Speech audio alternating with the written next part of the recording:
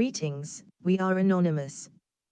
Human trafficking represented an estimated $31.6 billion of international trade annually in 2010. Human trafficking is thought to be one of the fastest growing activities of transnational criminal organizations. Bonded labor, or debt bondage, is probably the least known form of labor trafficking today, and yet it is the most widely used method of enslaving people.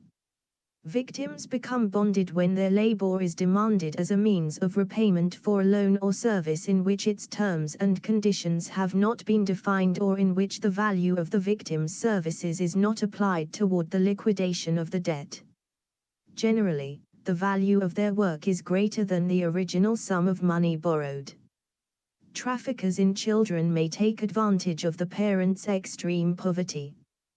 Parents may sell children to traffickers in order to pay off debts or gain income, or they may be deceived concerning the prospects of training and a better life for their children. Sub-Saharan Africa is the region with the highest incidence of child labor, while the largest numbers of child workers are found in Asia and the Pacific.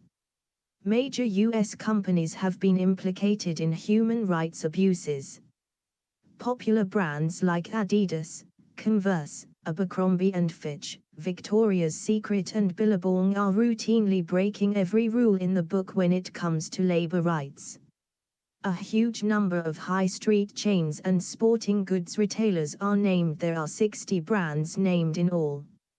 No factory in the 3 countries examined paid a living wage to all of their workers, and that some are below the legal minimum wage for that region.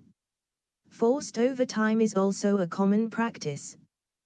These findings indicate that widespread violations and abuses of workers' rights continue to be the norm in the industry.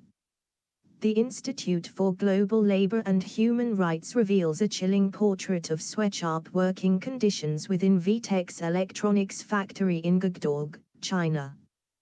The company was shown in the report to be engaging in a sweeping list of labor and human rights violations while manufacturing affordable electronics for U.S. companies like AT&T, Motorola, and retail giant Walmart.